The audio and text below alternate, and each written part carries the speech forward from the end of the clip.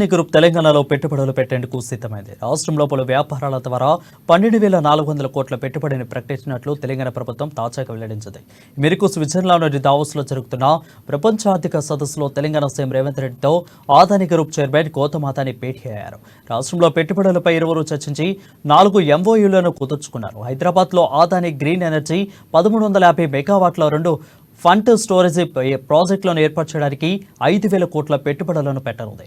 చంద్రవెల్లిలో data centre క్యాంపస్ను ఏర్పాటు చేసేందుకు Adani economics data centre 5,000 కోట్ల పెట్టుబడులను పెట్టనుంది.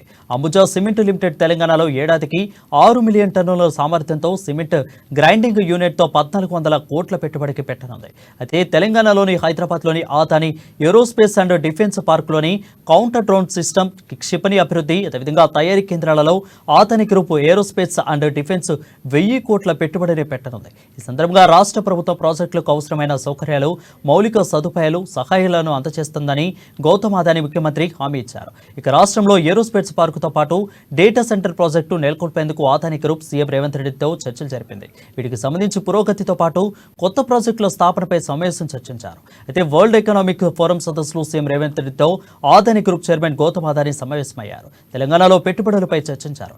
రాష్ట్రంలో 12,400 కోట్ల పెట్టుబడులు పెట్టనున్నట్లు ప్రకటించారు.